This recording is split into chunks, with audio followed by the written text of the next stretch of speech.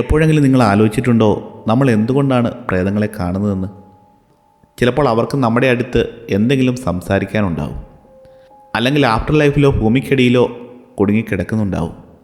ആൾക്കാർ പറഞ്ഞ് നിങ്ങൾ കേട്ടിട്ടുണ്ടാവും, നമ്മുടെ അപ്പനപ്പൂപ്പന്മാർ സ്വപ്നങ്ങളിൽ വരുന്നതും നമ്മുടെ അപ്പൂപ്പൻ മരണത്തിലേക്ക് എത്തുമ്പോൾ മരിച്ചുപോയ ആൾക്കാരെ സ്വപ്നങ്ങളിൽ കാണുന്നു എന്നതും. ഇങ്ങനെയുള്ള കുറേ കാര്യങ്ങൾ നിങ്ങൾ കേട്ടിട്ടുണ്ടാവും. എനിക്കും ഇങ്ങനൊരു അനുഭവത്തെക്കുറിച്ചാണ് നിങ്ങളോട് പറയാനുള്ളത്.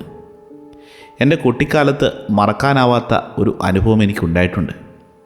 ആ കുട്ടിക്കാലത്തുണ്ടായ ആ അനുഭവം എനിക്ക് 17 വർഷം കഴിഞ്ഞിട്ടും അത് മനസ്സിൽ നിന്നും മറക്കാൻ പറ്റുന്നില്ല. എനിക്ക് 11 വയസ്സുള്ളപ്പോഴാണ് അതിനെ ഞാൻ ആദ്യമായിട്ട് കാണുന്നത്.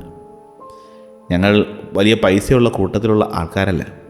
അതുകൊണ്ട് തന്നെ ഒരു പഴയ വാടക വീട്ടിലായിരുന്നു താമസിച്ചിരുന്നത്. പഴയ വീടായതിനാൽ വാടകയും തീരെ കുറവായിരുന്നു.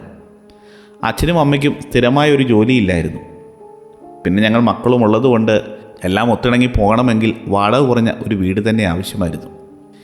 എനിക്ക് 11 വയസ്സുള്ളപ്പോൾ ഒരു വൈകുന്നേരം ആയപ്പോഴേക്കും അച്ഛനും അമ്മയും പുറത്തേക്ക് പോയിരുന്നു. ആ സമയത്ത് വീട്ടിൽ സ്ക്രീം എന്ന പഴയ ഹൊറർ മൂവിയുടെ വീഡിയോ ടേപ്പ് ഉണ്ടായിരുന്നു. അന്നത്തെ കാലത്തൊക്കെ VCR ആണുള്ളത്. ആ പടം ഇതിനു മുമ്പ് ഞാൻ കണ്ടിട്ടുണ്ട്. കാരണം എന്തെന്നാൽ ആ സമയത്ത് വേറെ ഒന്നും കാണാനില്ലാത്തതുകൊണ്ട് അത് തന്നെയും പിന്നെയും കണ്ടുകൊണ്ടിരിക്കും. രണ്ടാമത്തെ തവണയാണ് ഈ സിനിമ കാണുന്നത്. ഞാൻ പടം കണ്ടിട്ട് അടുക്കളയിൽ എന്തെങ്കിലും കുടിക്കാൻ എടുക്കാൻ പോയിട്ട് തിരിച്ചു വരുന്ന വഴി എൻ്റെ കണ്ണിൻ്റെ സൈഡിലൂടെ ഒരു രൂപത്തെ ഞാൻ കണ്ടു. പക്ഷേ എനിക്ക് തോന്നിയതാവുമെന്നോർത്ത് ഞാനത് കാര്യമാക്കിയില്ല. എന്നിട്ട് ഞാൻ നേരെ സ്റ്റെപ്പിൻ്റെ അടുത്തേക്ക് നടന്നു. കാരണം ബേസ്മെൻറ്റിലാണ് TV ഇരിക്കുന്നത്.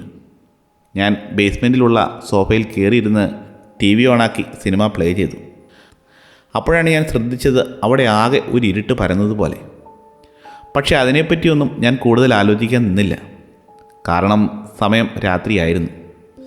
സിനിമ കഴിഞ്ഞിട്ട് എന്തായാലും റൂമിൽ പോയി കിടന്നുറങ്ങണം, അല്ലെങ്കിൽ വീട്ടുകാർ വഴക്ക് പറയും. ഞാൻ സിനിമ കണ്ടുകൊണ്ടിരിക്കുന്ന സമയത്ത് ഡോറിൻ്റെ സൈഡിൽ ഒരു രൂപം നിൽക്കുന്നതായിട്ട് എൻ്റെ ശ്രദ്ധയിൽപ്പെട്ടു. എൻ്റെ കണ്ണിൻ്റെ ഒരു വശത്തായിട്ടാണ് ഞാനത് കണ്ടത്. പെട്ടെന്ന് ഇങ്ങനെയൊരു രൂപം എൻ്റെ ശ്രദ്ധയിൽ പെട്ടതോടെ എൻ്റെ ഫുൾ ഫോക്കസ് ഡോറിലേക്ക് മാറി.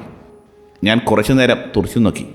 പക്ഷെ ഞാനൊന്ന് കണ്ണ് ചിമ്മിയപ്പോഴേക്കും ആ രൂപം അവിടുന്ന് മാഞ്ഞുപോയി. അപ്പോൾ ഞാൻ ആലോചിച്ചു, ഈ സിനിമ ആദ്യം കണ്ടപ്പോൾ എനിക്ക് വലിയ പ്രശ്നമൊന്നും ഇല്ലായിരുന്നല്ലോ. രണ്ടാമത്തെ തവണ കണ്ടപ്പോൾ എന്താ ഇത്ര വലിയ പ്രശ്നമായത്? പിന്നെ ഞാൻ എൻ്റെ കോൺസെൻട്രേഷൻ ഫുള്ള് സിനിമയിലേക്കാക്കി. ഒരു പെൺകുട്ടി എന്നോട് രഹസ്യം പറയുന്നത് പോലെ ഞാൻ കേട്ടു. അത് ഞാൻ വലിയ കാര്യമാക്കിയില്ല. ഒരു കൊച്ചു പെൺകുട്ടി സംസാരിക്കുന്ന പോലെയാണ് എനിക്ക് തോന്നിയത്. പിന്നെ കുറച്ച് കഴിഞ്ഞപ്പോൾ കുറച്ചുകൂടി ഒച്ചയ്ക്ക്, വാ നമുക്ക് കളിക്കാം. ഇത് കേട്ടപ്പോൾ ഞാൻ വിചാരിച്ചു, എനിക്ക് മൂത്ത 2 ചേട്ടന്മാരുണ്ട്, അവന്മാരെന്നെ കളിപ്പിക്കുന്നതാണ്. ആ ഭിത്തിയിൽ പോയിട്ട് ഞാൻ ലൈറ്റ് ഓണാക്കി നോക്കിയപ്പോൾ അവിടെ ആരുമില്ലായിരുന്നു. അപ്പോൾ ഞാൻ ഓർത്തു അവന്മാർ പേടിപ്പിക്കാൻ വേണ്ടി ചെയ്യുന്നതാണ്. പണ്ടൊക്കെ റൂമിൽ വന്ന് ഇവന്മാർ എന്നെ പേടിപ്പിക്കുമായിരുന്നു. ബാത്റൂമിൽ കയറുമ്പോൾ ലൈറ്റ് ഓഫാക്കും. ബെഡ്റൂമിൽ കയറുമ്പോൾ കട്ടിലിൻ്റെ അടിയിൽ നിന്നും ഒച്ചയുണ്ടാക്കി ചാടി വരികയും ചെയ്യാറുണ്ടായിരുന്നു. പക്ഷേ ഇപ്പോൾ വാ നമുക്ക് കളിക്കാമെന്നൊരു പെണ്ണിൻ്റെ ഒച്ച കേട്ടപ്പോൾ എനിക്ക് വളരെ പേടിയായി. ഒരു ഹൊറർ മൂവിയുടെ നടുക്ക് ഇവർ പ്രാങ്ക് ചെയ്യുമെന്ന് ഞാൻ വിചാരിച്ചിരുന്നില്ല. എന്നിട്ട് ഞാൻ ലൈറ്റ് ഓണാക്കിയിട്ട് അവിടെ ഇരുന്ന് കരഞ്ഞു. അമ്മയോട് പറഞ്ഞു കൊടുക്കുമെന്ന് ഉറക്കെ പറഞ്ഞു. എൻ്റെ ചേട്ടന്മാരുടെ പേര് ബെൻ എന്നും ഫിലിപ്പെന്നുമാണ്. ഞാൻ അവരുടെ പേര് വിളിച്ചാണ് അലറിക്കൊണ്ടിരുന്നത്. പക്ഷേ അവിടെ നിന്ന് ഒരു ഒച്ചയും ഞാൻ കേട്ടില്ല. രാത്രി ആയതുകൊണ്ട് നല്ല ക്ഷീണം കാരണം എനിക്ക് തോന്നിയതാവുമെന്ന് കരുതി ഞാൻ വീണ്ടും സിനിമ കാണാൻ തുടങ്ങി. കുറച്ച് കഴിഞ്ഞപ്പോൾ എനിക്ക് ഉറക്കം വന്നു. കണ്ണടഞ്ഞ് വന്നപ്പോഴാണ് ചേട്ടൻ്റെ റൂമിൻ്റെ ഡോർ തുറക്കുന്ന ഒച്ച ഞാൻ കേട്ടത്. പക്ഷേ അതൊന്നും ഞാൻ കാര്യമാക്കിയില്ല. സിനിമ കണ്ടുകൊണ്ടിരിക്കുന്നതിൻ്റെ ഇടയ്ക്ക് ആരോ എന്നെ ശ്രദ്ധിക്കുന്നതായി എനിക്ക് തോന്നി. ഞാൻ അതൊന്നും ശ്രദ്ധിക്കാതെ ഞാൻ എൻ്റെ ഉറക്കത്തിലേക്ക് പോയി. പയ്യെ പയ്യെ കണ്ണടച്ച് വന്നപ്പോഴേക്കും എൻ്റെ അടുത്തിരുന്ന് എന്തോ ഒന്ന് ഉച്ചത്തിൽ ശ്വാസം വിടുന്നത് പോലെ എനിക്ക് തോന്നി. ഞാൻ ആദ്യം ഓർത്തു ഈ പ്രേതപ്പടം കണ്ടതുകൊണ്ട് എനിക്ക് തോന്നിയതാവുമെന്ന്. അതുകൊണ്ട് ഞാൻ എൻ്റെ ശ്വാസം അടക്കി പിടിച്ചു നോക്കി. അപ്പോൾ എനിക്ക് വേറെ ശബ്ദമൊന്നും കേൾക്കാനില്ല. ഞാൻ പിന്നെ TV-യിൽ നിന്ന് തിരിഞ്ഞ് സോഫയിൽ തന്നെ കിടന്നുറങ്ങാമെന്ന് വിചാരിച്ച് അങ്ങനെ കിടന്നപ്പോഴാണ് നമുക്കിനി കളിച്ചാലോ എന്ന് ആരോ പറയുന്നത് ഞാൻ കേട്ടത്. ഞാനപ്പോൾ അമ്മയോട് പറയുമെന്ന് പറഞ്ഞ് അലറി.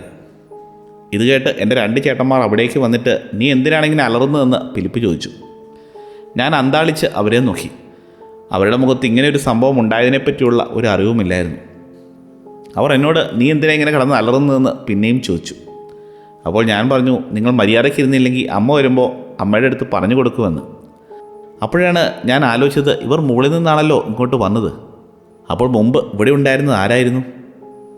ഞാൻ അപ്പോൾ തന്നെ അവിടുന്ന് എഴുന്നേറ്റോടി എൻ്റെ റൂമിലെ ബെഡിൽ പോയി കിടന്നു. ഇതൊക്കെ തോന്നിയതാവുമെന്ന് ഓർത്ത് എങ്ങനെയെങ്കിലും എനിക്ക് ഉറക്കം തരണേ എന്ന് പ്രാർത്ഥിച്ച് ഞാൻ കിടന്ന് ഉറങ്ങാൻ ശ്രമിച്ചു. എത്ര ശ്രമിച്ചിട്ടും എനിക്ക് ഉറങ്ങാൻ പറ്റുന്നില്ലായിരുന്നു. അങ്ങോട്ടും ഇങ്ങോട്ടും തിരിഞ്ഞു കിടന്ന് ഒരു 30 മിനിറ്റ് കഴിഞ്ഞു.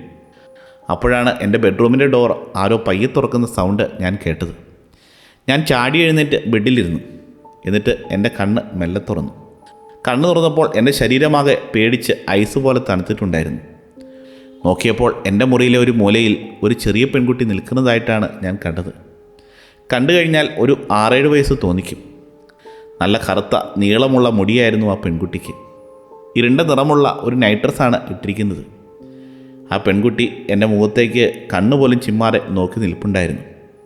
ഇങ്ങനെ എന്നെ നോക്കി നിൽക്കുന്നതിൻ്റെ കൂടെ മുഖത്തൊരു വൃത്തികെട്ട ചിരിയുമുണ്ടായിരുന്നു. നമ്മൾ സാധാരണ ഫോട്ടോ എടുക്കുന്ന നേരത്തെ ചിരിക്കുന്ന ചിരിയല്ലായിരുന്നു ആ പെൺകുട്ടിയുടെ മുഖത്ത്. ആര് കണ്ടാലും പേടിച്ചു പോകുന്ന രീതിയിലുള്ള ഒരു ചിരിയായിരുന്നു. ഞാൻ അലറി വിളിക്കാൻ വേണ്ടി വാതുറന്നപ്പോൾ ആ പെൺകുട്ടി അസ്ഥി പോലെ ഇരിക്കുന്ന ചൂണ്ടുവിരൽ ചുണ്ടിൽ വെച്ചിട്ട് ഒച്ച ഉണ്ടാക്കല്ല്, ഇനി ഞാൻ ഒളിക്കാമെന്ന് പറഞ്ഞു. ഇത് കേട്ടപ്പോഴേക്കും ഞാൻ ഒച്ച ഉണ്ടാക്കി കരയാൻ തുടങ്ങി. എൻ്റെ ജീവിതത്തിൽ ആദ്യമായിട്ടാണ് ഇത്രയും ഒച്ചയ്ക്ക് കരയുന്നത്. ഉടനെ തന്നെ എൻ്റെ അമ്മ എൻ്റെ റൂമിലേക്ക് ഓടി വന്നിട്ട് ചോദിച്ചു എന്താ പറ്റിയതെന്ന്. ഞാൻ എൻ്റെ അമ്മയുടെ മുഖത്തേക്ക് നോക്കി. എന്നിട്ട് ഞാൻ ആ പെൺകുട്ടിയെ കണ്ടിരുന്ന മൂലയിലേക്ക് നോക്കി. അമ്മ പിന്നെയും എൻ്റെ അടുത്ത് ചോദിക്കുന്നുണ്ടായിരുന്നു, എന്താ മോനെ, എന്താ പറ്റിയതെന്ന്. എനിക്ക് അമ്മയോട് മറുപടി പറയാനൊന്നുമില്ലായിരുന്നു. കാരണം എൻ്റെ മുറിയിൽ മൂലയ്ക്കുണ്ടായിരുന്ന ആ പെൺകുട്ടിയെ പിന്നെ കാണാനില്ലായിരുന്നു. ഞാൻ ഓർത്തു, ഇതെല്ലാം എൻ്റെ പേടി സ്വപ്നം, അല്ലെങ്കിൽ എൻ്റെ മനസ്സ് എൻ്റെ അടുത്ത് വിദ്യകൾ ഇറക്കുന്നതാണെന്ന്. അമ്മ എന്നോട് പിന്നെയും ചോദിച്ചുകൊണ്ടേയിരുന്നു എന്താ പറ്റിയതെന്ന്. ഞാൻ അമ്മയോട് പറഞ്ഞു, ഞാനൊരു ദുസ്വപ്നം കണ്ട് എഴുന്നേറ്റതാണ്, വേറെയൊന്നുമല്ല. എനിക്കാണെങ്കിൽ ആ റൂമിൽ പിന്നെ കിടക്കാൻ പേടിയായതുകൊണ്ട് ഞാൻ അമ്മയോട് പറഞ്ഞു ലിവിങ് റൂമിലെ സോഫയിൽ കിടന്നോളാമെന്ന്. അമ്മ ആദ്യം എതിർത്തെങ്കിലും ഞാൻ വേണ്ട എന്ന് പറഞ്ഞ് ലിവിങ് റൂമിൽ തന്നെ കിടന്നു. അന്നത്തെ ദിവസം ഞാൻ ലിവിങ് റൂമിലെ സോഫയിൽ കിടന്നാണ് ഉറങ്ങിയത്. ഇതെല്ലാം കഴിഞ്ഞ് 3 ആഴ്ച കഴിഞ്ഞപ്പോൾ എൻ്റെ വീട്ടിലേക്ക് എൻ്റെ കസിൻസും അവരുടെ ഫാമിലിയും വന്നു. രാത്രി ഒരു 10:30 ആയപ്പോഴേക്കും ഹൈഡ് ആൻഡ് സീക്ക് കളിക്കാമെന്നുള്ള ഒരു ഐഡിയ വന്നു. കാരണം വീട്ടിൽ കസിൻസും അവരുടെ വീട്ടുകാരും പിന്നെ എൻ്റെ കൂട്ടുകാരും ഉണ്ടായിരുന്നു. അപ്പോൾ സ്പോട്ടെന്ന് പറയുന്ന ഒരു ഗെയിം കളിക്കാമെന്ന് എല്ലാവരും പറഞ്ഞു. സ്പോട്ടെന്ന് പറഞ്ഞാൽ ഹൈഡ് ആൻഡ് സീക്ക് തന്നെ. പക്ഷേ എല്ലാവരുടെയും കയ്യിൽ ഒരു ടോർച്ച് കാണും. അതുമാത്രമല്ല, ഇത് ഇരുട്ടത്താണ് കളിക്കുന്നത്. എൻ്റെ ചേട്ടന്മാർ ഉൾപ്പെടെ 12 പേരുണ്ടായിരുന്നു. ഈ ഗെയിമിൻ്റെ നിയമങ്ങൾ എന്തൊക്കെയാണെന്ന് വെച്ചാൽ 2 വീട് ചുറ്റളവിൽ നമ്മൾ ഉണ്ടാവണം. അതിനപ്പുറത്തേക്ക് പോകാൻ പാടില്ല. കണ്ണിൽ കണ്ട വീടിൻ്റെ പിന്നാമ്പുറത്ത് കയറി പോകാൻ പാടില്ല. ഒരേ സ്ഥലത്ത് 5 മിനിറ്റിൽ കൂടുതൽ ഇരിക്കാനും പാടില്ല. എനിക്ക് ഈ കളി വളരെ ഇഷ്ടമായിരുന്നു. അതുമല്ല, ഇങ്ങനെ ഒളിച്ചിരിക്കാൻ പറ്റിയൊരു സ്ഥലവും ഞാൻ കണ്ടുവച്ചിട്ടുണ്ടായിരുന്നു. ഞങ്ങളുടെ വീടിൻ്റെ തൊട്ടടുത്തുള്ള ഒരു വീടിന് പുറകിലായിട്ടൊരു ബിൽഡിങ്ങുണ്ട്. ആ ബിൽഡിങ്ങിൻ്റെ അടിയിൽ ചെറിയൊരു പാളി ഉണ്ടായിരുന്നു.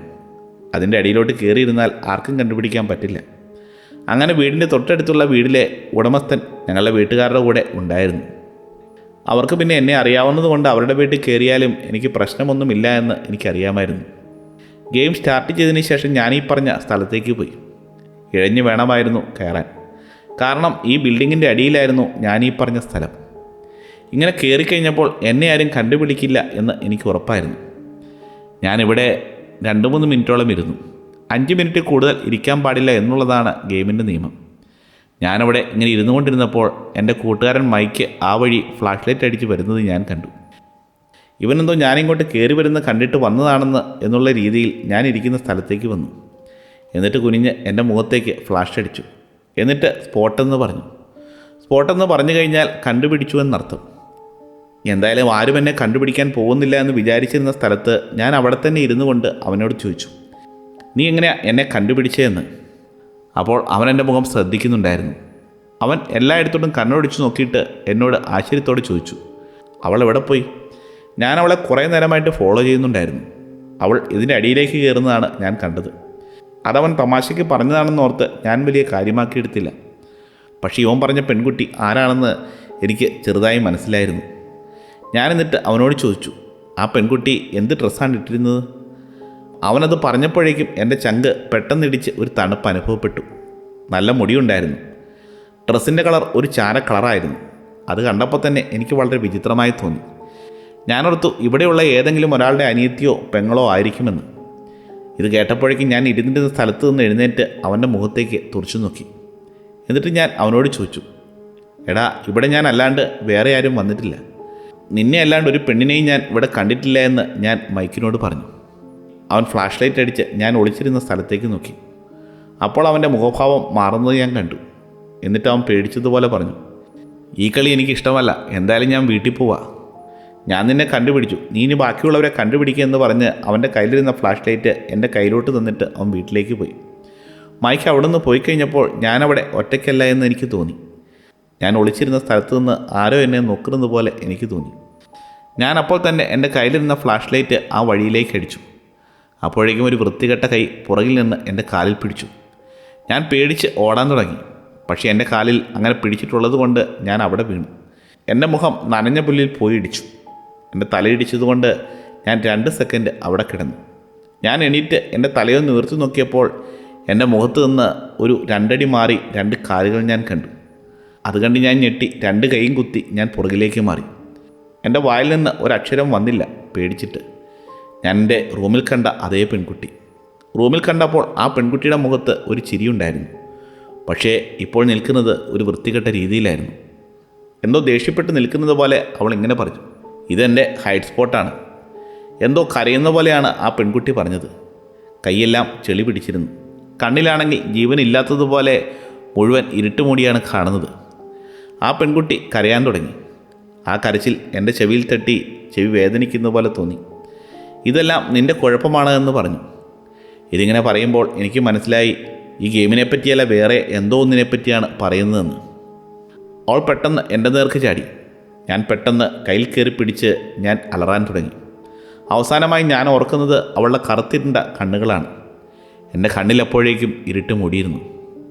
ആരോ നടക്കുന്ന ശബ്ദം കേട്ടാണ് ഞാൻ പിന്നീട് എഴുന്നേറ്റത്. അപ്പോൾ ആരോ എൻ്റെ കയ്യിൽ പിടിച്ച് എന്നെ എഴുന്നേൽപ്പിച്ചു. അതെൻ്റെ ചേട്ടനായിരുന്നു. ചേട്ടൻ ചോദിച്ചു, നിനക്കെന്താ പറ്റിയത്? എല്ലാവരും വീട്ടിൽ കയറിപ്പോയി, നീ എവിടെയായിരുന്നു? കുറേ സമയമായി ഞാൻ നിന്നെ നോക്കുന്നു. എനിക്കൊന്നും മനസ്സിലായില്ല. ഞാൻ എൻ്റെ അയൽവാസിയുടെ വീടിനടുത്തല്ല, ഞാനെങ്ങനെയോ എൻ്റെ വീടിൻ്റെ കാർ പോർച്ചിലെത്തിയിരിക്കുന്നു. എൻ്റെ ബ്രദർ ആശ്ചര്യത്തോടെ എന്നോട് ചോദിച്ചു, നിനക്കെന്തെങ്കിലും പറ്റിയോ? എന്താ നിനക്ക് പറ്റിയെന്ന് അവൻ ചോദിക്കുന്നുണ്ട്. അവൻ ചോദിക്കുമ്പോൾ ഞാനൊന്നും പറയുന്നില്ല. എനിക്കറിയില്ല എന്ന് പറഞ്ഞ് ഞാൻ അവിടെ തന്നെ നിന്നു. ഈ പോർച്ചിൽ എങ്ങനെ എത്തിയെന്ന് പോലും എനിക്കറിയില്ല. ഞാൻ ഓർമ്മ കിട്ടാൻ വേണ്ടി ആലോചിച്ചുകൊണ്ടിരുന്നു. അപ്പോഴേക്കും ചേട്ടൻ പറഞ്ഞിട്ട്, വാ പോകാം, കുറേ സമയമായി, പാതിരാത്രിയായി എന്ന് പറഞ്ഞ് കൈ പിടിച്ചു. പാതിരാത്രിയോ? എൻ്റെ ബോധം പോകുന്നതിന് മുമ്പ് എന്താണ് സംഭവിച്ചത് അവസാനമായിട്ട്? ആ പെൺകുട്ടി എൻ്റെ നേരെ ചാടുന്നതും എൻ്റെ ബോധം പോകുന്നതുമാണ് എനിക്ക് ഓർമ്മ വരുന്നത്. ഞാനോർത്തു, എന്തായാലും എൻ്റെ ചേട്ടനോട് പറയണം, അല്ലെങ്കിൽ കാര്യങ്ങൾ ശരിയാകില്ല. ഞാൻ ഈ കാര്യങ്ങളെല്ലാം പറഞ്ഞാൽ ഇവൻ പറയും എനിക്ക് വട്ടാണെന്ന്. എന്തൊക്കെ പറഞ്ഞാലും ഫിലിപ്പിനോട് പറയാമെന്ന് ഞാൻ വിചാരിച്ചു. എടാ, ഞാനൊരു പെങ്കൊച്ചിനെ കണ്ടു. ഇത്രയും പറഞ്ഞപ്പോഴേക്കും ഫ്രണ്ടിലെ പോർച്ച് ലൈറ്റ് ഓണായി. അച്ഛൻ വീടിന് പുറത്തേക്ക് ഇറങ്ങി. അച്ഛൻ നല്ല ദേഷ്യത്തിലായിരുന്നു. ഞങ്ങളൊന്നും മിണ്ടാതെ തന്നെ മുറിക്ക് അകത്തേക്ക് പോയി. അന്ന് ഭക്ഷണമൊന്നും കഴിക്കാൻ തോന്നിയില്ല. ഞാൻ നേരെ പോയി കിടന്നു. അന്ന് രാത്രി തൊട്ട് ഒരുപാട് സ്വപ്നങ്ങൾ കാണാൻ തുടങ്ങി. ഞാൻ എൻ്റെ ബെഡിൽ കിടന്ന് സീലിങ്ങിലേക്ക് നോക്കി കുറേ നേരം കിടന്നു. എനിക്ക് ഉറക്കം വരുന്നുണ്ട്, പക്ഷേ എനിക്ക് ഉറങ്ങാൻ പേടിയാണ്. ഞാൻ ആ സീലിങ്ങിലേക്ക് തന്നെ തുറച്ചു നോക്കി കിടന്നു. ഭിത്തിയുടെ വശങ്ങളിലേക്കൊന്നും നോക്കണ്ട, കാരണം ആ പെൺകുട്ടി അവിടെ നിൽപ്പുണ്ട് എന്ന് എൻ്റെ മനസ്സിൽ തോന്നി. കണ്ണടയ്ക്കുമ്പോഴെല്ലാം ആ പെണ്ണിൻ്റെ മുഖമാണ് എനിക്ക് ഓർമ്മ വന്നത്. അവസാനമായി ഞാൻ അവളെ കണ്ടപ്പോൾ അവൾക്കെന്തോ എന്നോട് ദേഷ്യവും അരിശവും ഉള്ളതുപോലെ തോന്നി. കുറേ നേരം ഞാൻ ഉറങ്ങാതിരിക്കാൻ നോക്കി. ക്ഷീണം കാരണം ഞാൻ ഉറങ്ങി. സാധാരണ നമ്മൾ പറയും, നമ്മൾ സ്വപ്നത്തിൽ കാണുന്ന കാര്യങ്ങൾ ഓർക്കില്ല എന്ന്. എനിക്കെന്താണെന്നറിയില്ല, സ്വപ്നത്തിൽ കണ്ട പല കാര്യങ്ങളും എനിക്ക് കൃത്യമായിട്ട് ഈ 17 കൊല്ലം കഴിഞ്ഞിട്ടും അറിയാൻ പറ്റുന്നുണ്ട്. 17 കൊല്ലത്തിനിടയ്ക്ക് സ്വപ്നങ്ങൾ വീണ്ടും വീണ്ടും ഞാൻ കാണുന്നു. എനിക്കതൊന്നും മറക്കാൻ പറ്റാത്ത ഒരു അവസ്ഥയായിരുന്നു. അന്ന് ഞാൻ ബെഡിൽ കിടന്നുറങ്ങിയപ്പോൾ ഞാൻ കണ്ടത് വളരെ നോർമലായിട്ടുള്ള സംഭവങ്ങളായിരുന്നു. ഞാൻ കുറച്ച് കൂട്ടുകാരോടെ ഇരിക്കുകയാണ്. ഞങ്ങളുടെ വീടിൻ്റെ അപ്പുറത്തായിട്ട് ചെറി ഹിൽസ് എന്ന് പറയുന്ന ഒരു സ്ഥലമുണ്ട്. അവിടെ അത്യാവശ്യം വലിപ്പമുള്ളൊരു വീടുണ്ട്. അവിടെ താമസമൊന്നുമില്ല. അവിടെ കുറേ മരങ്ങളും ട്രക്കിങ്ങിന് പോകുന്ന ചെറിയ ഇടവഴികളുമുണ്ട്. അതുമല്ല, അവിടെ ഒരു പഴയ റെയിൽപ്പാളവുമുണ്ട്. ഞങ്ങൾ അവിടെ പോയി കുറേ കളികളൊക്കെ കളിക്കുമായിരുന്നു. മണ്ണുകൊണ്ടുള്ള മൺകൂരകൾ ഉണ്ടാക്കുകയും അവിടെ സൈക്കിൾ ചവിട്ടുകയും അവിടെയെല്ലാം ഓട്ടപ്പിടുത്തം കളിക്കുകയും ചെയ്യുമായിരുന്നു. ഞങ്ങൾ കുട്ടികൾ കളിക്കുന്ന എല്ലാ കളികളും അവിടെ പോയി ചെയ്യുമായിരുന്നു. ഇടയ്ക്കിടയ്ക്ക് ഞങ്ങൾ പോകുന്ന ഒരു സ്ഥിര സ്ഥലമുണ്ട്. ഈ റെയിൽവേ പാടത്തിന് അപ്പുറത്തായിട്ട് ആണിയടിച്ച കുറേ ബോർഡുകളും കാര്യങ്ങളുമൊക്കെ കിടപ്പുണ്ട്. ഈ ബോർഡ് എടുത്തുകൊണ്ട് പോയി മരത്തിൻ്റെ പൊക്കത്ത് കയറ്റി വെച്ച് അതിൽ ആണിയടിച്ച് വെക്കാറുണ്ട്. ഞങ്ങൾ സ്ഥിരം പോകാറുള്ള അങ്ങോട്ടേക്ക് തന്നെ പോയി. ഞാൻ കല്ലുകൊണ്ട് ആണിയൊക്കെ പറിച്ചെടുത്ത് അത് മരത്തിൽ തറയ്ക്കൊക്കെ ചെയ്തു. നമ്മുടെ സ്ഥലമാണ്, ഇത് കോട്ടയാണ്, ഇതൊക്കെ നമ്മൾ കീഴടക്കണമെന്ന് പറഞ്ഞ് ഞങ്ങളവിടെ കളിച്ചുകൊണ്ടിരുന്നു. ഞാനിതൊക്കെ ചെയ്തുകൊണ്ടിരുന്നപ്പോൾ എനിക്ക് കേൾക്കാമായിരുന്നു എൻ്റെ കൂട്ടുകാരെന്തോ കുഴി കുത്തുകയായിരുന്നു. അവരുടെ കയ്യിലാണെങ്കിൽ മണ്ണെടുക്കാനായിട്ട് ഒരു മൺവെട്ടിയുമുണ്ട്. അത് വെച്ച് കുഴിക്കുന്നതിൻ്റെ ഒച്ചയും എനിക്ക് കേൾക്കാം. പെട്ടെന്ന് സ്വപ്നത്തിലുണ്ടാകുന്ന ആ ഭയം എൻ്റെ മനസ്സിലേക്ക് വന്നു.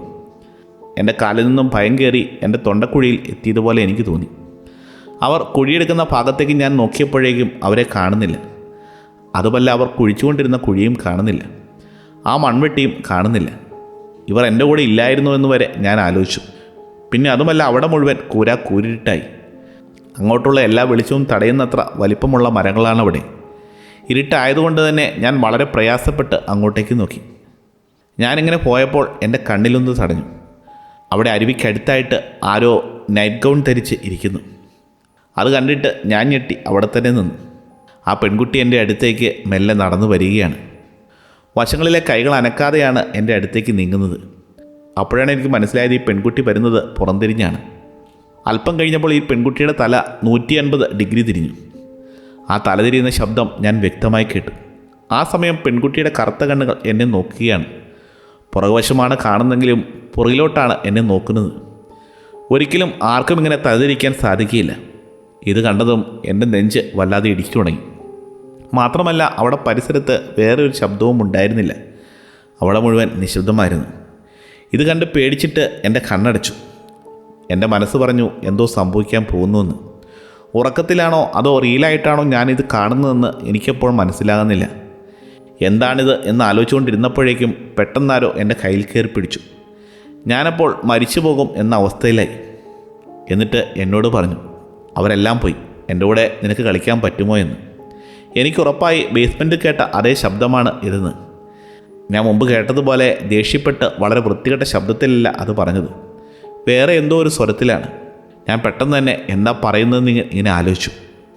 അതെന്തോ എന്നോട് പേടിച്ച് പറയുന്നത് പോലെയാണ് എനിക്ക് തോന്നിയത്.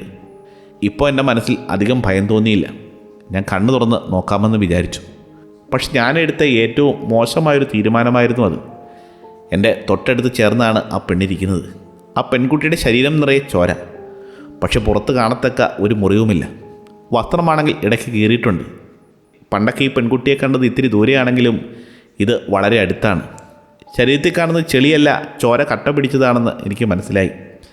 ഇത് കണ്ടിട്ട് എൻ്റെ ഭയം കൂടുകയാണ്. എൻ്റെ ഭയം കൂടുന്നതിനനുസരിച്ച് ഈ പെൺകുട്ടി വല്ലാത്തൊരു രീതിയിൽ ചിരിക്കുന്നത് പോലെ. എൻ്റെ പേടി കണ്ടിട്ട് അവൾക്കെന്തോ സന്തോഷം വരുന്നത് പോലെ എനിക്ക് തോന്നി. തിരിച്ചോടാമെന്ന് വിചാരിച്ച് ഞാൻ തിരിച്ച് ഒരൊറ്റ ഓട്ടം വെച്ചു കൊടുത്തു. പക്ഷേ എനിക്ക് ഒരുപാട് ഓടാൻ സാധിച്ചില്ല. ഞാൻ അവിടെ തന്നെ കാലുതട്ടി വീണു. ഞാൻ കാലുതട്ടി വീണ് അങ്ങോട്ട് നോക്കിയപ്പോഴേക്കും എൻ്റെ വായിൽ നിന്ന് വേറെയൊന്നും വന്നില്ല. ദൈവമേ എന്നൊരു ഒച്ച മാത്രമേ എൻ്റെ ഉള്ളിൽ നിന്ന് വന്നുള്ളൂ. ഞാൻ മെല്ലെ പുറകിലേക്ക് നീങ്ങി. അവിടെ കിടന്നിരുന്നത് എൻ്റെ കൂട്ടുകാരായിരുന്നു. കൂട്ടുകാരെല്ലാം അവിടെ കിടപ്പുണ്ട്. അവരുടെ തൊട്ടടുത്തായി ഒരു തൂമ്പയും കിടപ്പുണ്ട്. തൂമ്പയിൽ നിറയെ രക്തവും മുടിയുമാണ്. ആ പെണ്ണ് അതിൻ്റെ മേലെ കയറിയിരുന്നു. ഒരു വൃത്തികെട്ട ചിരി ആ പെൺകുട്ടിയുടെ മുഖത്ത് വിരിയുന്നത് ഞാൻ കണ്ടു. ആ എല്ലുപോലുള്ള വിരലുകൾ ചുണ്ടിൽ വെച്ച് അവൾ ഷ് എന്നൊരു ശബ്ദം പുറപ്പെടുവിച്ചു. ഞാനപ്പോഴേക്കും ലിവിംഗ് റൂമിലെ സോഫയിൽ ഞെട്ടി ഉണർന്നു. ഞാൻ എൻ്റെ മുറിയിലാണ് കിടന്നുറങ്ങിയിരുന്നത്. എനിക്കറിഞ്ഞുകൂടാ എങ്ങനെ സോഫയിൽ വന്നുവെന്ന്. ഞാൻ രാത്രിയിൽ ഉറക്കത്തിൽ എഴുന്നേറ്റ് നടക്കുന്നുണ്ടോ എന്ന് എനിക്കറിയില്ല. അതുകൊണ്ട് തന്നെ എനിക്ക് ആ ഒരു സംഭവം വളരെ സർപ്രൈസായിട്ട് തോന്നിയില്ല. ഒരു കാര്യം എനിക്ക് ഉറപ്പായിരുന്നു, എനിക്കിനി ഉറക്കം വരില്ല എന്ന്. അതുകൊണ്ട് ഞാൻ TV ഓണാക്കി. അതിലുണ്ടായിരുന്ന കാര്യങ്ങൾ കണ്ട് നേരം വെളുക്കുന്നവരെ ഇരുന്നു. കിച്ചണിൽ പോയിട്ട് ഭക്ഷണം എന്തെങ്കിലും എടുത്തിട്ട് അവിടെ തന്നെ ഇരുന്ന് TV കണ്ടു. നേരം വെളുത്തപ്പോഴേക്കും അച്ഛനും അമ്മയും എല്ലാം മുറിയിൽ നിന്ന് ഇറങ്ങി വന്ന അവരോട് എനിക്ക് ഈ കാര്യങ്ങളൊക്കെ പറയണമെന്നുണ്ട്. ഞാൻ പറഞ്ഞാൽ അവർ വിശ്വസിക്കില്ല എന്ന് എനിക്ക് ഉറപ്പായിരുന്നു. ചെറുപ്പം തൊട്ടേ ഞാനൊരു പേടിച്ചുതൂറിയാണെന്നാണ് ഇവരുടെ അഭിപ്രായം. കരടി എന്നെ ഓടിക്കുന്നുവെന്ന് ചെറുപ്പത്തിൽ പറഞ്ഞതുകൊണ്ട് അച്ഛനും അമ്മയും ഇപ്പോഴും എന്നെ കളിയാക്കാറുണ്ട്. അതുകൊണ്ട് തന്നെ ഞാൻ ഈ കാര്യങ്ങളൊക്കെ ആരോട് പറഞ്ഞാലും അവരൊന്നും സീരിയസ് ആയിട്ട് എടുക്കില്ല. അതിനുള്ള പരിഹാരം ഞാൻ തന്നെ ഉണ്ടാക്കണമെന്ന് എനിക്കറിയാമായിരുന്നു. അന്ന് രാത്രി ബെഡിൽ കിടക്കുന്നതിന് മുമ്പേ ഞാൻ എൻ്റെ കട്ടിലിൻ്റെ അപ്പുറത്തായിട്ട് മുട്ടുകുത്തി നിന്നു. 2 കൈയും കൂപ്പിപ്പിടിച്ച് ഞാൻ പ്രാർത്ഥിച്ചു. ദൈവമേ, എനിക്ക് നിൻ്റെ സഹായം വേണം. എന്തോ ഭീകര സാധനം ഇവിടെയുണ്ട്. അതെന്നെ വിട്ടു പോകുന്നില്ല. എന്തിനാണ് അതിൻ്റെ പുറകെ വരുന്നതെന്ന് എനിക്കറിയില്ല. ദൈവമേ, നീ ആയിട്ട് അയച്ചതാണോ അതിനെ? ഞാൻ വല്ല തെറ്റുകളും ചെയ്തിട്ടുണ്ടോ? ഞാൻ നിന്നോട് യാചിക്കുന്നു ദൈവമേ, ഈ സംഭവങ്ങൾ എന്നിൽ നിന്നും അകറ്റുമോ? എനിക്ക് വേറെയൊന്നും വേണ്ട. ആമേൻ എന്ന് പറഞ്ഞ് ഞാൻ പ്രാർത്ഥിച്ചു. ഈ പ്രാർത്ഥന കഴിഞ്ഞ് അടുത്ത 3-4 ദിവസത്തേക്ക് എൻ്റെ സ്വപ്നത്തിലൊന്നും ഇക്കാര്യങ്ങൾ വന്നില്ല. എൻ്റെ പ്രാർത്ഥന ദൈവം കേട്ടതുകൊണ്ടായിരിക്കാം എന്ന് ഞാൻ വിചാരിച്ചു. ഒരു ശനിയാഴ്ച വെക്കേഷൻ ടൈം ഞങ്ങൾ കൂട്ടുകാരെല്ലാവരും കൂടി ഹോക്കി കളിക്കാൻ പോയി. മണിക്കൂറുകളോളം അവിടെ ഹോക്കി കളിച്ച് കാണും. 2 മണിക്കൂർ കളിച്ചു കഴിഞ്ഞപ്പോൾ എൻ്റെ കൂട്ടുകാരൻ ആരോ പറഞ്ഞു, വാ നമുക്ക് ചെറിയ ഹിൽസിൽ പോകാമെന്ന്. ആ പേര് കേട്ടപ്പോൾ തന്നെ എൻ്റെ ശരീരമാസകലം വിറയ്ക്കാൻ തുടങ്ങി. അപ്പോൾ ഞാൻ പറഞ്ഞു, ഞാൻ വരുന്നില്ല, നിങ്ങൾ പൊയ്ക്കോളാൻ. ഞാൻ അവരോട് പറഞ്ഞപ്പോൾ അവർ സമ്മതിച്ചില്ല. എന്തായാലും നീ വന്നേ പറ്റൂ എന്ന് പറഞ്ഞ് അവർ വാശി പിടിക്കാൻ തുടങ്ങി. ഒടുവിൽ ഞാൻ ഗത്യന്തരമില്ലാതെ സമ്മതിച്ചു. ഞങ്ങളെല്ലാവരും സൈക്കിളെടുത്ത് അങ്ങോട്ടേക്ക് പോയി. ചെറിയ ഹിൽസിൻ്റെ എൻട്രൻസിനടുത്തായിട്ടാണ് ഞങ്ങൾ നിന്നത്. അകത്തേക്ക് പോയാൽ ശരിയാവില്ല എന്ന് എനിക്കറിയാമായിരുന്നു. സ്വപ്നം കണ്ടതെല്ലാം മനസ്സിൽ ഇപ്പോഴുമുണ്ട്. അപ്പോഴേക്കും ഞാൻ എൻ്റെ കൂട്ടുകാരോട് പറഞ്ഞു, എനിക്കിവിടെ നല്ലൊരു സ്ഥലം അറിയാം. ഞാനവരെ കൂട്ടിക്കൊണ്ടുപോയി. അവിടെ എത്തിയതും കൂട്ടുകാർ പറഞ്ഞു തുടങ്ങി, ഈ സ്ഥലമൊന്നും പറ്റത്തില്ല, ഇവിടെ നമ്മൾ നേരത്തെ വന്നിട്ടുണ്ട്, നമുക്ക് ആ നടപ്പാത വഴി മുമ്പോട്ട് പോകാമെന്ന്. അവർ അതും പറഞ്ഞ് ഞാനുമായി തർക്കിച്ചു തുടങ്ങി. ഇവിടെയൊന്നും പറ്റില്ല, ഇവിടെയൊക്കെ ആൾക്കാർ നമ്മളെ കാണും, നമുക്ക് അകത്തേക്ക് പോകാമെന്ന് അവർ പറഞ്ഞുകൊണ്ടേയിരുന്നു. ഞങ്ങളെല്ലാവരും കൂടി അരുവിയുടെ അടുത്തേക്ക് പോകാൻ വേണ്ടി തീരുമാനിച്ചു. എന്തായാലും പോയേക്കാം, ഇനി എന്തെങ്കിലും സംഭവിക്കുകയാണെങ്കിൽ അവിടുന്ന് പെട്ടെന്ന് ഓടാലോ എന്ന് കരുതി. ഞാൻ അങ്ങോട്ടേക്ക് പോകുമ്പോൾ ആരോ എന്നെ പിന്തുടരുന്നത് പോലെ എനിക്ക് തോന്നി. എൻ്റെ സ്വപ്നത്തിൽ കണ്ട അതേ സാധനം. ഞാൻ സ്വപ്നത്തിൽ കണ്ട അതേ ഇടത്തേക്കാണ് ഞാൻ പോകുന്നത്. എൻ്റെ കൂട്ടുകാരെല്ലാം മരിച്ചു കിടന്ന ആ സ്ഥലം. അങ്ങോട്ട് പോകും തോറും എന്തോ ഒരു വ്യത്യാസം പോലെ. അതുമാത്രമല്ല, എന്നെ അങ്ങോട്ട് ആരോ ആകർഷിക്കുന്ന പോലെ. ഞാൻ ആ മരത്തിനടുത്തേക്ക് നോക്കിയപ്പോൾ ആ മരത്തിൽ എന്തോ എഴുതി വെച്ചിരിക്കുന്നത് പോലെ ഞാൻ കണ്ടു. ഞാൻ ആ മരത്തിൻ്റെ അടുത്തേക്ക് കുറച്ചുകൂടി നടന്നുപോയി. അവിടെ പോയി നോക്കിയപ്പോൾ ഇഷ് എന്ന് എഴുതി വെച്ചിരിക്കുന്നു. അത് കണ്ടമാടെ ഇവിടെ കളിയുമില്ല ഒന്നുമില്ല എന്ന് പറഞ്ഞ് ഞാൻ അപ്പോൾ തന്നെ സൈക്കിളും എടുത്ത് വീട്ടിലേക്ക് പോയി. ഞാനെന്താ ഇങ്ങനെ പോയതെന്ന് അറിയാൻ വേണ്ടി എൻ്റെ കൂട്ടുകാരെല്ലാവരും വീണ്ടും വീണ്ടും എൻ്റെ വീട്ടിലേക്ക് വന്നു. അവരെ കാണാനൊന്നും ഞാൻ ഇറങ്ങിപ്പോയില്ല. ഞാൻ ബെഡിൽ തന്നെ കിടന്ന് കരയാൻ തുടങ്ങി. ഞാൻ സീലിങ്ങിലേക്ക് നോക്കി ദൈവത്തോട് വീണ്ടും പ്രാർത്ഥിക്കാൻ തുടങ്ങി. ദൈവമേ, എന്നെ സഹായിക്കാത്തത് എന്താണ്? എന്നോട് എന്തിനാണ് ഇത്രയും ദ്രോഹം ചെയ്യുന്നത്? ഞാൻ എന്ത് ചെയ്തിട്ടാണ് എന്നോട് ഇത്രയും ക്രൂരത കാണിക്കുന്നത്? ഞാൻ ദൈവത്തിനെതിരെ ഒരു കുറ്റവും ചെയ്തിട്ടില്ലല്ലോ എന്നിങ്ങനെ ഞാൻ പറഞ്ഞുകൊണ്ടിരുന്നു. അങ്ങനെ ഞാൻ ബെഡിൽ കരഞ്ഞ് കരഞ്ഞ് ക്ഷീണം കാരണം ഉറങ്ങിപ്പോയി. ഇത് കഴിഞ്ഞിട്ട് അടുത്ത ദിവസങ്ങളിലെ രാത്രികളിൽ ഒരു സ്വപ്നമുണ്ടായി.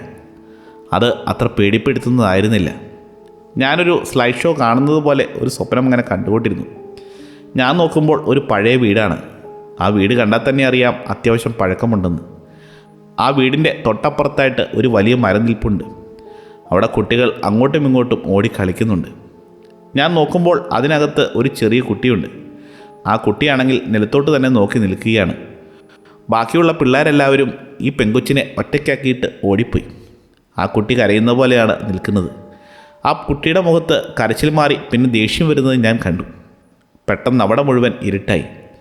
പെൺകുട്ടിയും ഞാനും തമ്മിൽ പരസ്പരം നോക്കി. അപ്പോൾ ആ പെൺകുട്ടി ചിരിക്കാൻ തുടങ്ങി. ആ ചിരി എനിക്കറിയാമായിരുന്നു. ആ പെൺകുട്ടി എന്നെ നോക്കുന്നു, ഞാൻ അവളെ നോക്കുന്നു. 2-3 മിനിറ്റോളം അവൾ എന്നെ നോക്കിക്കൊണ്ടിരുന്നു. അവിടെ അത്യാവശ്യം നല്ല കാറ്റടിക്കാൻ തുടങ്ങി. കാറ്റടിച്ച് മരങ്ങളൊക്കെ ഉലയാൻ തുടങ്ങി. പിന്നെ എല്ലാം ഇരുണ്ടു. എന്നോട് രഹസ്യം പറയുന്നത് പോലെ ഞാൻ കേട്ടു. അടുത്തത് നമ്മളെന്താ കളിക്കുന്നത് എന്നൊരു വാചകമാണ് ഞാൻ കേട്ടത്. ആ ഒരു സ്വപ്നം കൂടി കണ്ടതോടുകൂടി ഞാൻ ആ മുറിയിൽ കിടന്നുറങ്ങിയിട്ടില്ല.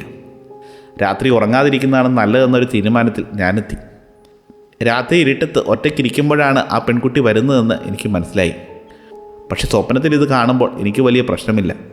നേരിട്ട് കണ്ടാലാണ് കുഴപ്പം. ഉറക്കത്തിലും സ്വപ്നത്തിലുമൊക്കെ പെൺകുട്ടി എന്നെ സ്വാധീനിക്കാൻ ശ്രമിക്കുന്നുണ്ടെന്ന് എനിക്ക് മനസ്സിലായി.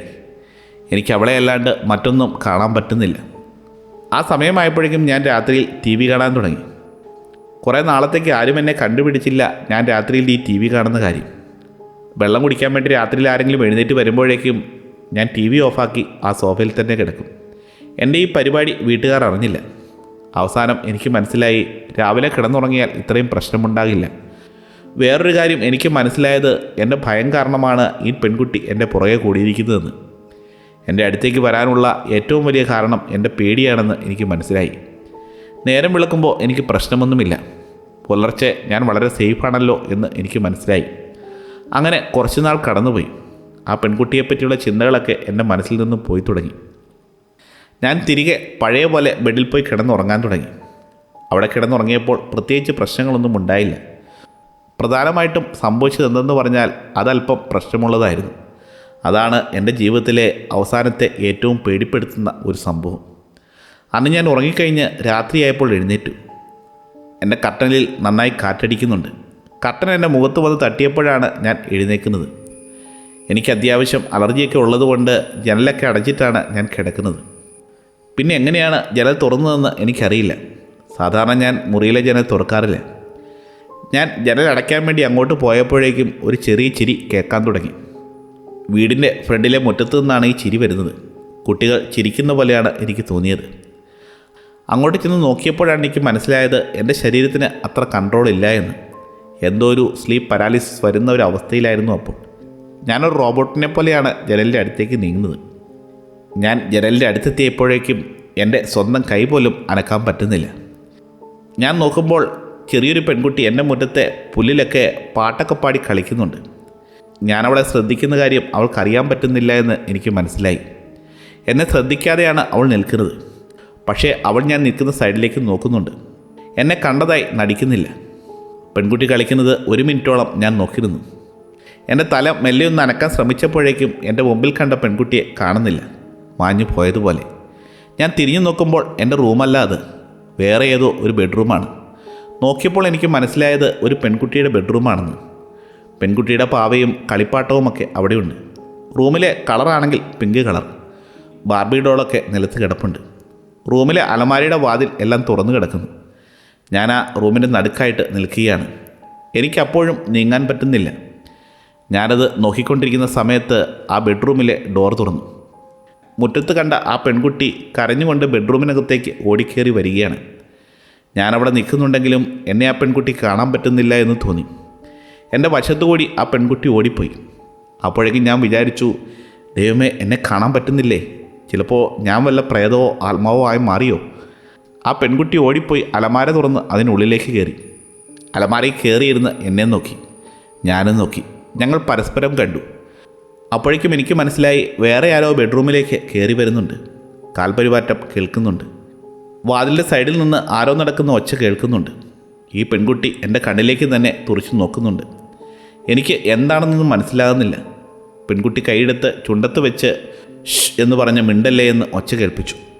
ഇത് കേട്ടപ്പോൾ ഞാനിങ്ങനെ ചിന്തിച്ചു, എന്തിനാണ് ഈ കുട്ടി കരയുന്നത്? ആരെയാണ് പേടിക്കുന്നത്? ഇവിടെ എന്തിനാണിങ്ങനെ ഒളിച്ചിരിക്കുന്നതെന്ന്. കാലച്ച അടുത്തടുത്ത് വരുന്നുണ്ട്. പൊക്കമുള്ള ഒരു മനുഷ്യൻ ടീഷർട്ടും ജീൻസുമാണ് വേഷം. കൂടെ ഒരു തൊപ്പിയും വെച്ചിട്ടുണ്ട്. മുഖമാണെങ്കിൽ ഒരു വല്ലാത്ത രൂപമാണ്. അയാൾ പതി റൂമിനകത്തേക്ക് കയറി. എവിടെയാണ് നീ ഒളിച്ചിരിക്കുന്നത്?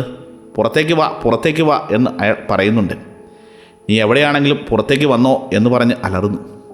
ആ പെൺകുട്ടി എന്നെ നോക്കുന്നുണ്ട്, ആ ചെറിയ അലമാരയുടെ വിടവിൽ കൂടി.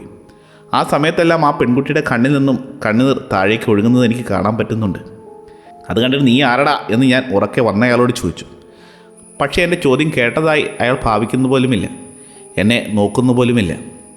ഞാൻ ആലോചിച്ചു, ഇയാൾക്കെന്നെ ഇപ്പോൾ കാണാൻ പറ്റുന്നില്ലേ എന്ന്. പെട്ടെന്ന് അയാളുടെ സംസാരശൈലി പെട്ടെന്ന് മാറി. ഇറങ്ങി വാടി ഇവിടെ, ഇറങ്ങി വാടിയെന്ന് ദേഷ്യപ്പെട്ടു തുടങ്ങി. എന്നെ കാണാൻ പറ്റുമോ ഇല്ലയോ എന്നും എനിക്കറിയില്ല. എന്തോ കാരണം കൊണ്ടാണ് ആ പെൺകുട്ടി ഒളിച്ചിരിക്കുന്നതെന്ന് എനിക്ക് മനസ്സിലായി. ഞാനൊന്നും മിണ്ടിയില്ല. അയാൾ ആ റൂം മുഴുവനായി നോക്കി, എന്നിട്ട് പുറത്തേക്ക് ഇറങ്ങിപ്പോയി. ഞാൻ അയാളുടെ പുറകെ മെല്ലെ പോയപ്പോൾ അയാൾ സ്റ്റെപ്പ് ഇറങ്ങിപ്പോകുന്നത് ഞാൻ കണ്ടു. ഞാൻ അലമാരയുടെ അടുത്തേക്ക് നോക്കിയപ്പോൾ ആ പെൺകുട്ടിയെ കാണുന്നുമില്ല. ഞാൻ കണ്ണടച്ച് തുറന്നപ്പോൾ ചുറ്റുപാടും ഇരുട്ടായി. അതുമാത്രമല്ല, മറ്റൊരു വശത്തു നിന്ന് വല്ലാത്തൊരു ശബ്ദം കേൾക്കുന്നു. അവിടെ വല്ലാത്ത കരച്ചിലും കേൾക്കുന്നുണ്ട്. ഞാനൊന്നും ആലോചിക്കാതെ അങ്ങോട്ട് പോയി. ലിവിങ് റൂമിൻ്റെ അങ്ങോട്ട് പോയപ്പോഴേക്കും ചെറിയ പെൺകുട്ടി നിലത്ത് കിടക്കുകയാണ്. ഞാൻ സ്വപ്നത്തിൽ കണ്ടുകൊണ്ടിരുന്ന അതേ ഗ്രേ കളർ നൈറ്റ് ഗൗണാണ് അവളുടെ വേഷം. തൊപ്പിക്കാരൻ ആ പെൺകുട്ടിയുടെ അടുത്തായി നിൽപ്പുണ്ട്. തൊപ്പിക്കാരൻ ആ പെൺകുട്ടിയോട് പറയുകയാണ്, നമുക്കൊരു ഗെയിം കളിച്ചാലോ? ഈ ഗെയിമിൻ്റെ പേരെന്ന് പറഞ്ഞാൽ ക്വയറ്റ് ഗെയിം എന്നാണ്. അയാൾ സാവധാനത്തിലാണ് അത് പറഞ്ഞത്. അയാളുടെ ശബ്ദം കേട്ടപ്പോൾ എനിക്കെന്തോ പേടി തോന്നി. ആ പെൺകുട്ടിയാണെങ്കിൽ പേടിച്ച് വിറയ്ക്കുകയാണ്. പേടിയോടൊപ്പം കരച്ചിലും ആ പെൺകുട്ടിക്ക് വരുന്നുണ്ട്. അത് കണ്ട് ഞാൻ ഞെട്ടി. ഞാൻ എടുക്കാവുന്ന അത്രയും ഉച്ചത്തിൽ ഉറക്കെ പറഞ്ഞു, അവളെ വെറുതെ വിടറ എന്ന്. പക്ഷേ അയാൾ എന്നെ ശ്രദ്ധിക്കുന്ന പോലുമില്ലായിരുന്നു. ഞാൻ പറയുന്നത് കേൾക്കാൻ പറ്റില്ല എന്ന് എനിക്ക് ഉറപ്പായിരുന്നു. ആ പെൺകുട്ടി എൻ്റെ മുഖത്തേക്ക് ദയനീയമായി നോക്കി. അപ്പോഴേക്കും ശ്വാസം കിട്ടാത്ത ഒരവസ്ഥ പോലെ എനിക്ക് തോന്നി. എല്ലാം ഇരുട്ടിൽ മറയുന്നത് പോലെ. അവസാനമായിട്ട് ആ കരച്ചിലാണ് ഞാൻ കേട്ടത്. അവസാനത്തെ കരച്ചിലിനൊപ്പം മറ്റൊരു ശബ്ദം കൂടി ഞാൻ കേട്ടു. കനമുള്ള ഒരു സാധനം വെച്ച് ആരോ ആഞ്ഞടിക്കുന്ന ശബ്ദം. ആ ശബ്ദം കേട്ട് ഈ 17 വർഷങ്ങൾക്ക് ശേഷവും ഞാൻ ഞെട്ടി എഴുന്നേക്കും. ഫുള്ളി ഇരുട്ടിലാണ് ഞാൻ ആ ശബ്ദം കേട്ടത്. ആ തൊപ്പിക്കാരൻ അവസാനമായിട്ട് ഒരു കാര്യം പറയുന്നത് കൂടി കേട്ടു. ഇഷ് എന്ന ശബ്ദമാണ് അയാളുടെ വായിൽ നിന്നും വന്നത്. ഇത് കേട്ട് ഞാൻ ഉറക്കത്തിൽ ഞെട്ടി എഴുന്നേറ്റു. ഞാൻ എൻ്റെ ബെഡിൽ കിടന്ന് 1 മണിക്കൂറോളം കരഞ്ഞുവെന്നാണ് എനിക്ക് തോന്നുന്നത്. പിന്നെ എൻ്റെ സ്വപ്നത്തിൽ ആ പെൺകുട്ടിയെ കണ്ടിട്ടില്ല. സ്വപ്നത്തിൽ കണ്ടില്ലെങ്കിൽ തന്നെ ഇവിടെയെല്ലാം ആ പെൺകുട്ടി നിൽക്കുന്നത് പോലെ ഒരു തോന്നൽ എനിക്കുണ്ട്. ഇപ്പോൾ 17 വർഷങ്ങളായി. ഇങ്ങനൊരു പെൺകുട്ടിയെപ്പറ്റി ഞാൻ ചെറിയ അന്വേഷണമൊക്കെ നടത്തി. ലൈബ്രറിയിലും കാര്യങ്ങളും മിസ്സായ പെൺകുട്ടികളെപ്പറ്റിയുമൊക്കെ ഞാൻ അന്വേഷിച്ചു. അയാളെപ്പറ്റിയും ഒന്ന് അന്വേഷിച്ചു. പക്ഷേ അവരെപ്പറ്റി ഒരറിവ് പോലും എനിക്ക് കിട്ടിയില്ല. എൻ്റെ പഴയ വീടിനെക്കുറിച്ച് അന്വേഷിച്ചപ്പോൾ പണ്ടത്തെ ഒരു ആർട്ടിക്കിൾ ഞാൻ കണ്ടുപിടിച്ചു. ഞാൻ കുഞ്ഞിലെ താമസിച്ചിരുന്ന വീട് നിന്ന സ്ഥലത്ത് വേറൊരു വീടുണ്ടായിരുന്ന കാര്യം ഞാൻ അറിഞ്ഞു. എനിക്കിപ്പോഴും ഒരു കാര്യത്തിൽ മാത്രം ഉത്തരമില്ല. അന്ന് ഞാൻ കണ്ടതെല്ലാം എൻ്റെ വെറും ഭാവനാസൃഷ്ടി മാത്രമായിരുന്നോ? ആ പെൺകുട്ടി എൻ്റെ സഹായം തേടി വന്നതാണോ? എനിക്ക് അറിയില്ല. ഞാൻ വിചാരിച്ചെങ്കിൽ ആ പെൺകുട്ടിയെ എനിക്ക് രക്ഷിക്കാൻ പറ്റുമായിരുന്നോ? ആ ഒരു കാര്യം മാത്രം എൻ്റെ മനസ്സിലിപ്പോഴും വലിയൊരു കുറ്റബോധമായി തുടരുന്നു. അതെന്നെ ഈ 17 കൊല്ലമായി പിന്തുടരുന്നു.